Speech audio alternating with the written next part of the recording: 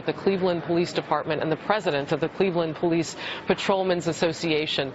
And Steve, before we get to you, I want to kind of set the scene here.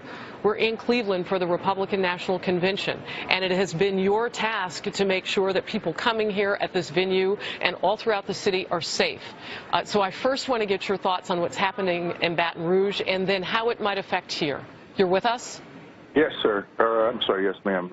Absolutely heart-wrenching watching what's going on in Baton Rouge right now, and the reasons behind it.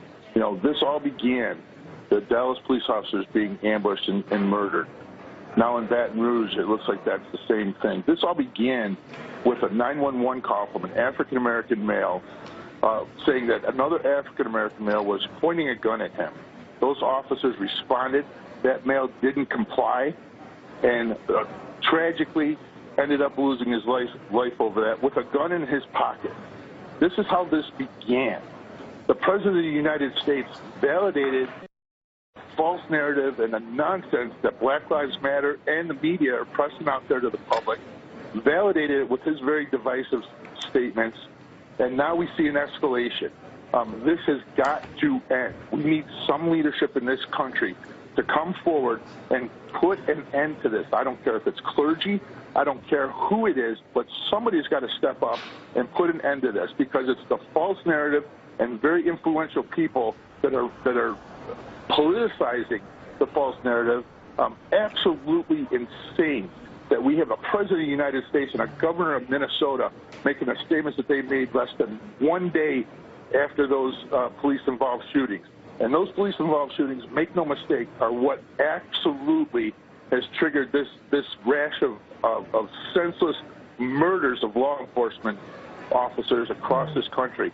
It is reprehensible, and the President of the United States has blood on his hands, and it will not be able to come washed off.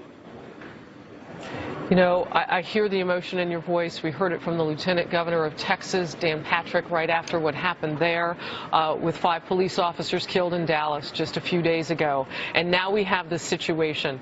I want you to talk about the fact that here in Cleveland, Officer Loomis, we have hundreds of police officers coming from all over. Does this change this venue in any way? And I want to be careful about the language that we use and not take this to an even more incendiary level, but it is what it is. You have a lot of police officers coming here. We have a lot of police officers. And they are targets. Absolutely, they're targets, and this is proof positive that they're targets. Our legal staff right now is drafting a letter to Governor Kasich. We are asking for him to take emergency action to ban any weapons, open carry weapons, in Cuyahoga County for the next week, because anybody that's going to have an open carry weapon is going to be treated and looked at in a hostile type environment. In this environment where police officers are being ambushed and murdered, anybody that has an open carry gun, we are going to look at, and we are going to look at very, very hard.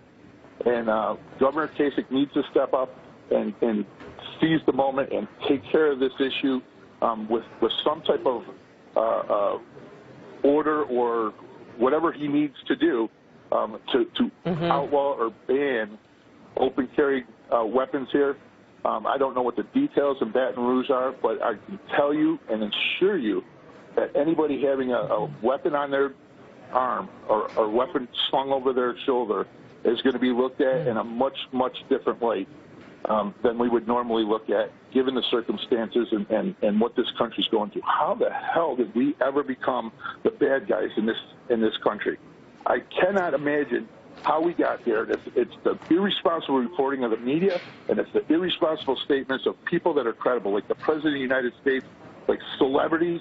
If you're blessed with celebrity and you're blessed with talent, then use that celebrity for good and not evil. And what do we do? We have actors out there spewing venom. We have singer-songwriters spewing venom. We have athletes up here in Cleveland. We had an athlete that did something, that he since has apologized for. So I don't want to go down that road with him. But use your power. We have to come together on this. Every corner of this country needs to come together.